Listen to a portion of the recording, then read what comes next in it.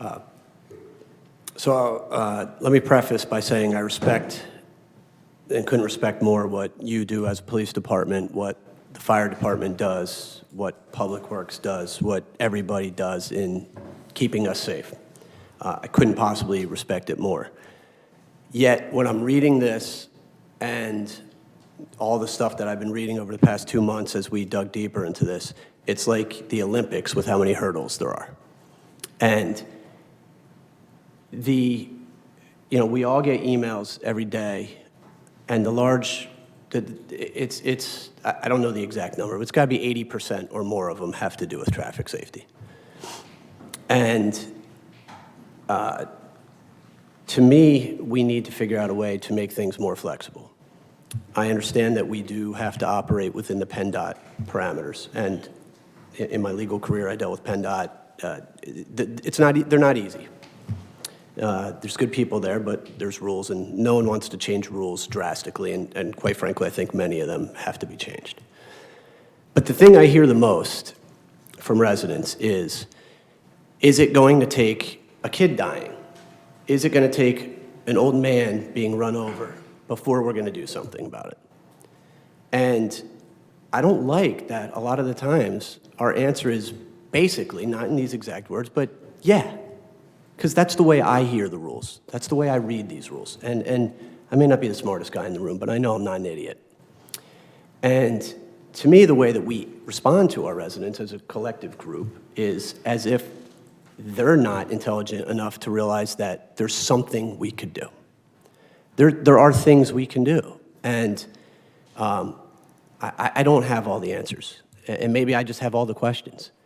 But we need to do something, and we need to find a way to make things more accessible. I love working with Chief Malloy, and I couldn't agree more with what he said when he just spoke earlier, that you're not here to say no, that we're here to try to find a way to do this. But for the life of me, I've been working for 4 years to try to figure out a way, and to me, the more I dig, the more things get in the way of us getting answers. Let me give you an example. Officer Freed, who may have the toughest job of anybody in the township because he goes to these meetings with us and he is the target, not a target, he's the target. And he will go to every single one of those meetings and he will stay there for as long as he can. We were in a rainstorm together and he stayed a long time. And I applaud that. And I think he handled the meeting wonderfully, and residents said that. Then we went and we put up some radar, and the numbers came back. And I believe in science. I believe in data. I appreciate those. But I also appreciate the residents who say to me, Drew, my street's a mess. Will you please come stand here with me? And I stand there and I use my eyes and I see a problem. And do I not care what that machine is telling me? No, I do care. But that can't be the thing that we're looking at to resolve things, because that machine doesn't account for the people on the corner of Heathcliff and Reese, who people come off of Rockledge Ave, and they don't even have the time to go fast enough to hit any of those numbers that we're looking at as one of these major parameters. And they're spinning right around a little corner that's maybe, I don't know, 200 feet off of Rockledge, that unless they were literally drag racing, they're probably not going to get to those numbers. But it's a disaster. I've stood there many times with the residents, and I wouldn't want to live in the spot where some of these people live. And I know those people would take on the responsibility, the burden, the ugly nature, the noise, whatever might come with it, in having a speed table there to keep their kids safe. And so you know, I'm pretty sure it would be 100% of those residents, because I've met with them 20 times over 4 years, and those people know how hard I'm working to try to help them, but we don't have a system right now that gets them answers. And this job that we're in is in part, all of us, to help get answers for residents like that. So I don't want us to have a speed hump that's going to mess up all the expensive fire trucks, because the fire department is an amazing group of people who get to houses so fast and save us all the time.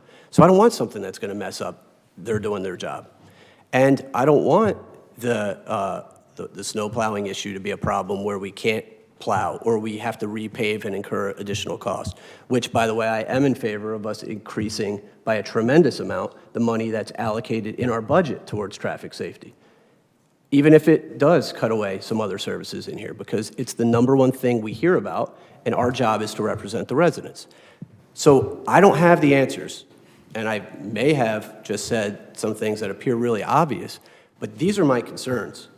And, you know, I know I don't have the 3-minute warning coming right now, but I know I've exceeded it. I just want you guys to understand that we feel helpless working with you on some of this.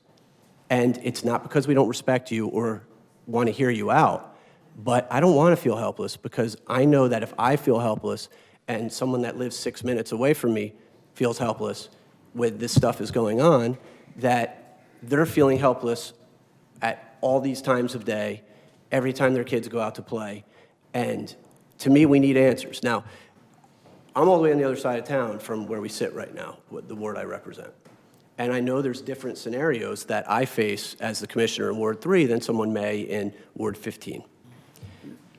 But if those people in certain spots, if the people on Gibson who've emailed me 1,000,000 times asking for speed humps, and I know most people don't know all the stuff that we've gathered as part of this, and they don't have the memos that you guys have sent, but they want something done, and they rely on the idea, the concept of a speed hump, because they know that they slow down when they see a speed hump. So the people in Shady Lane, the people on Heathcliff, all over the place in my ward, they're desperate for something to be done. At a lot of these places, some of the more reasonable things might be some sort of flashing light. It might work. But again, there's a drawback there for the residents, because then there's a flashing light, you know, in their bedroom. We can't win for everybody, but we have to start winning more for the residents. And I am willing to put in as much time as it takes for us to get somewhere, but I just think we need to realize that this should be the priority of every single person up here. And I know it's a priority for you guys, but we got to get somewhere. And if we have to keep pushing back on PennDOT or have more meetings with them or whatever it is, we got to get somewhere, because the people deserve a lot better. So I just wanted, it was important to me to share those thoughts on behalf of my residents.